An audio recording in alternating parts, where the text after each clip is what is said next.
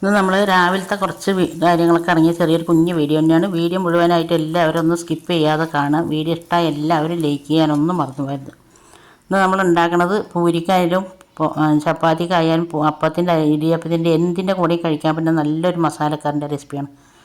കുറുമ എന്ന മസാലക്കറി എന്ത് വേണമെങ്കിലും അടിപൊളി ടേസ്റ്റാണ് കേട്ടോ.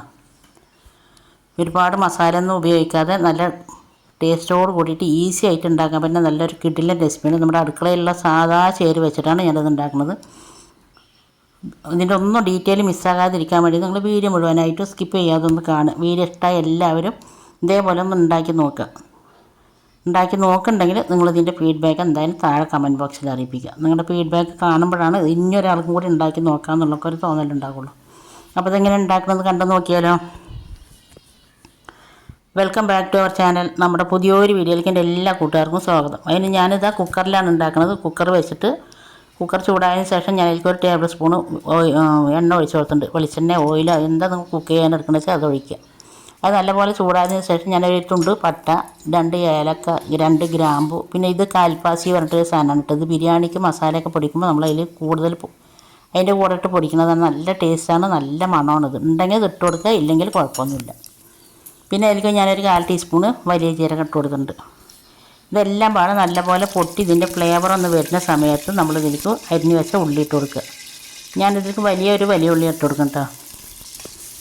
മീഡിയം സൈസാണെങ്കിൽ നിങ്ങൾക്ക് 2 ഇട്ട് കൊടുക്കുക. നിങ്ങൾക്ക് എത്ര മസാല ആവശ്യമുള്ള വെച്ചാൽ അതിനനുസരിച്ചിട്ട് ഇട്ട് കൊടുക്കുക. അതിൽ ചേർക്കുന്ന എല്ലാ സാധനവും നിങ്ങൾക്ക് നിങ്ങളുടെ വീട്ടിലേക്ക് എത്ര ആവശ്യമുള്ള വെച്ചാൽ അതിനനുസരിച്ചിട്ട് ഇട്ട് കൊടുക്കുക. ഉള്ളി ഇട്ടിട്ട് നല്ല ഗോൾഡൻ ബ്രൗൺ കളറാണെന്നൊന്നുമില്ല കേട്ടോ. ഉള്ളി നല്ല പോലെ ഒന്ന് മയങ്ങിയിട്ട് അതിൻ്റെ കളറൊന്ന് വ്യത്യാസമായി വന്നാൽ മതി. ആ സമയത്ത് നമ്മൾ ഇതിലേക്ക് 1 ടേബിൾ സ്പൂൺ ഇഞ്ചി വെളുത്തുള്ളിയും കൂടെ ചതച്ചതാണ്. ഞാൻ അരച്ചതല്ല കേട്ടോ, നല്ല പോലെ ചതച്ചെടുത്തതാണ്. ഫ്രഷ് ആയിട്ടുള്ളതാണ്, ഫ്രിഡ്ജിൽ വെച്ചതൊന്നുമല്ല. ഇങ്ങനെയൊക്കെ ഫ്രഷായിട്ട് ചേർക്കുമ്പോഴാണ് ഇതിന് നല്ല ടേസ്റ്റും നല്ല മണവും ഒക്കെ ഉണ്ടാകുക.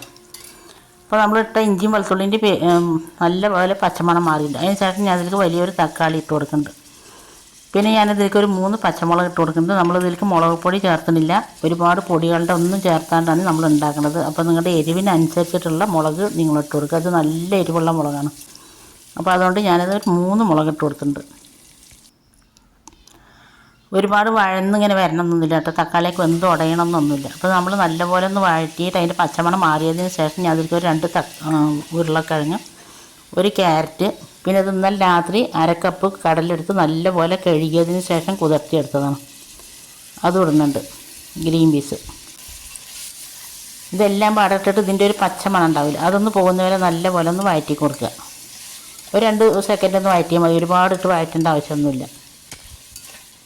ഈ സമയം നിങ്ങൾക്ക് എൻ്റെ വീഡിയോ കണ്ടിട്ട് ഇഷ്ടമാകുക എന്നുണ്ടെങ്കിൽ വീഡിയോക്ക് എല്ലാവരും ഒന്ന് ലൈക്ക് ചെയ്യാനും സബ്സ്ക്രൈബ് ചെയ്യാതെ നമ്മുടെ വീഡിയോ കാണുന്ന പുതിയ കൂട്ടുകാർ ഉണ്ടെങ്കിൽ ഒന്ന് സബ്സ്ക്രൈബ് ചെയ്തും കൂടി സപ്പോർട്ട് ചെയ്യാനും മറന്നു പോയത് കേട്ടോ. ആദ്യമായിട്ട് കാണുന്ന ഒരു കൂട്ടുകാരൊന്ന് സബ്സ്ക്രൈബ് ചെയ്ത് സപ്പോർട്ട് ചെയ്യുക. സബ്സ്ക്രൈബ് ചെയ്യുമ്പോൾ കൂടെ കാണുന്ന ബെൽ ബട്ടൺ അമർത്തിയാൽ 3 ഓപ്ഷൻ വരും. അപ്പോൾ അതിൽ കാണുന്ന ഓൾ അമർത്തി വെച്ചാൽ ഞാനിടുന്ന പുതിയ വീഡിയോസിൻ്റെ നോട്ടിഫിക്കേഷൻ നിങ്ങൾക്ക് അപ്പോഴേക്കപ്പോഴേ കിട്ടുള്ളൂ. പിന്നെ അത് നല്ലപോലെ ഒന്ന് വഴറ്റിയതിന് ശേഷം ഞാൻ അതിലേക്ക് ഒരു 1/2 ടീസ്പൂൺ മഞ്ഞൾപ്പൊടി ഇട്ട് കൊടുക്കുന്നുണ്ട്. നമ്മൾ മഞ്ഞൾപ്പൊടി മാത്രമാണ് പൊടികളായിട്ട് ഇട്ട് കൊടുക്കുന്നുള്ളൂ. മഞ്ഞൾപ്പൊടി ഇട്ടതിന് ശേഷം നല്ലപോലെ ഒന്ന് മിക്സാക്കി കൊടുക്കുക. മിക്സാക്കിയതിന് ശേഷം നമുക്കത് വേകാൻ ആവശ്യമായിട്ടുള്ള വെള്ളം ഒഴിച്ച് കൊടുക്കുക. എന്നിട്ട് നിങ്ങളുടെയൊക്കെ കുക്കറിൽ എത്ര വിസിൽ വേണോ കടലയും ഉരുളക്കിഴങ്ങൊക്കെ വേകാൻ അത്ര വിസിൽ അടുപ്പിക്കുക. ഞാനിപ്പോൾ ഇതൊരു ഹൈ ഫ്ലെയിമിൽ തന്നെ 2 വിസിൽ അടുപ്പിക്കുന്നുണ്ട്. 2 വിസിൽ അടിക്കുമ്പോൾ തന്നെ എൻ്റെ കുക്കറിൽ ഇതൊക്കെ വെന്ത് കിട്ടും കേട്ടോ. 2 വിസിൽ വന്നതിന് ശേഷം ഞാനിത് ഫ്ലെയിം ഓഫാക്കി വെക്കുന്നുണ്ട്.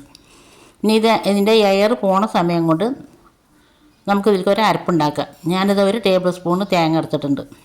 ചെറിയ തേങ്ങയാണ്, ഒരുപാട് തേങ്ങേൻ്റെ ആവശ്യമൊന്നുമില്ല. പിന്നെ ഞാൻ അതിലേക്ക് ഒരു 4 അണ്ടിപ്പരിപ്പ് എടുത്തിട്ടുണ്ട്. പിന്നെ എടുക്കുന്നത് 2 ടീസ്പൂണ് പൊട്ടുകടലയാണ് കേട്ടോ. പിന്നെ ഞാൻ അതിലേക്ക് ഒരു 1/2 ടീസ്പൂണ് വലിയ ജീരകം ഇട്ട് കൊടുക്കുന്നുണ്ട്. ഇത് അരയാൻ മാത്രമുള്ള കുറച്ച് വെള്ളം ഒഴിച്ചെടുക്കുന്നുണ്ട്. വെള്ളം ഒഴിച്ചിട്ട് നല്ലപോലെ ഒന്ന് പൾസ് ചെയ്തതിന് ശേഷം ഫൈൻ പേസ്റ്റ് ആക്കിയിട്ടൊന്ന് അരച്ചെടുക്കുക. അപ്പോൾ അത് നല്ലപോലെ ഞാൻ അരച്ചെടുത്തിട്ട് വന്നിട്ടുണ്ട്. അപ്പോഴേക്കും നമ്മുടെ കുക്കറിൻ്റെ എയറൊക്കെ പോയതിന് ശേഷം ഇനി ഇത് നമുക്ക് തുറന്ന് നോക്കാം. വീഡിയോ കണ്ടുകൊണ്ടിരിക്കുമ്പോൾ നിങ്ങൾക്ക് ഇത് ഇഷ്ടമാകുന്നുണ്ടെങ്കിൽ നിങ്ങളെല്ലാവരും ഇതേപോലെ ഒന്ന് ഉണ്ടാക്കി നോക്കണം കേട്ടോ. പിന്നെ നിങ്ങളുടെ ഫ്രണ്ട്സ് ആൻഡ് ഫാമിലി ഗ്രൂപ്പിലേക്ക് ഒന്ന് ഷെയർ ചെയ്ത് കൊടുത്തുകൂടി നമ്മളൊന്ന് സപ്പോർട്ട് ചെയ്യാനൊന്നും മറന്നു പോകരുത്. ഇതപ്പോൾ കുക്കർ തുറന്നതിന് ശേഷം എന്താ നല്ലപോലെ അത് വെന്തിട്ടുണ്ട്. കടലയും ഉരുളക്കിഴങ്ങും ക്യാരറ്റും എല്ലാം നല്ലപോലെ വെന്തിട്ടുണ്ട്. ഞാൻ കടല വേവിക്കുമ്പോൾ ഉപ്പിട്ട് കൊടുക്കലില്ല കേട്ടോ. വെന്തതിന് ശേഷമാണ് ഞാൻ ഉപ്പിട്ട് കൊടുക്കൽ. ഇപ്പോൾ നമുക്ക് ഇതിലേക്ക് ആവശ്യമായിട്ടുള്ള ഉപ്പ് ഇട്ട് കൊടുക്കാം. ഉപ്പ് ഇട്ട് കൊടുത്തതിന് ശേഷം നല്ലപോലെ ഒന്ന് ഇളക്കി കൊടുക്കുക. പിന്നെ നമുക്ക് ഒന്ന് വേണമെന്നുണ്ടെങ്കിൽ ഇതൊന്ന് ഉടച്ച് കൊടുത്താൽ മതി. ചെറുതായിട്ടൊന്ന് ഉടച്ച് കൊടുത്താൽ മതി. ഒരുപാട് ഉടച്ച് പേസ്റ്റ് പോലെ ആക്കേണ്ട ആവശ്യമില്ല. ഇനി അതിന് ശേഷം നമ്മളിത് അരച്ച് വെച്ച തേങ്ങേൻ്റെ മിക്സ് ഞാൻ അതിലേക്ക് ഒഴിച്ച് കൊടുക്കുന്നുണ്ട്. ഇനി ഇത് ഒരുപാടിട്ട് തിളപ്പിക്കരുത് കേട്ടോ. നല്ല പോലെ ഒന്ന് തിള വരണം, പക്ഷേ തിളപ്പിക്കരുത്, തിളച്ച് പോകരുത്. അതുകൊണ്ട് നമ്മൾ ഒന്ന് ഇളക്കി കൊടുത്തിട്ട് തന്നെ അത് ഒന്ന് വേവിച്ചെടുക്കുക.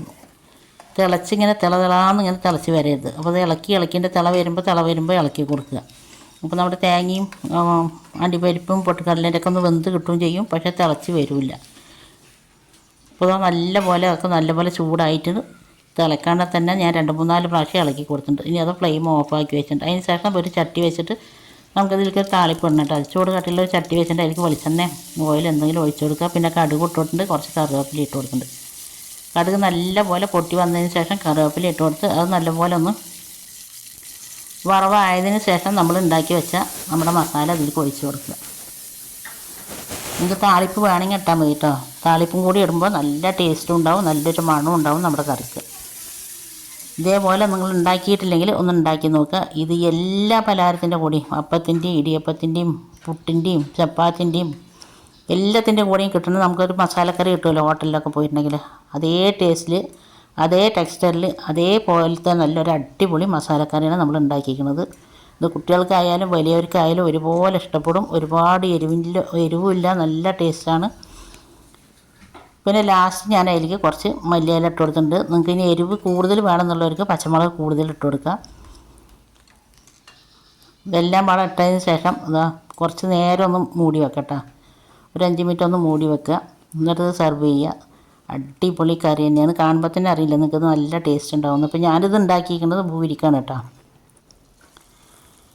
ഇത്ര നേരം എൻ്റെ വീഡിയോ കണ്ടിട്ട് എന്നെ സപ്പോർട്ട് ചെയ്ത എൻ്റെ എല്ലാ കൂട്ടുകാരനെ കൊണ്ട് ഒരുപാട് നന്ദി. തുടർന്ന് നിങ്ങളുടെ സപ്പോർട്ട് ഉണ്ടാകണം. നമ്മൾ ഇട്ട വീഡിയോക്കൊക്കെ നിങ്ങളെല്ലാവരും ഒരുപാട് സപ്പോർട്ട് തരുന്നുണ്ട്. അതിനൊക്കെ ഒരുപാട് നന്ദിയുണ്ട് കേട്ടോ.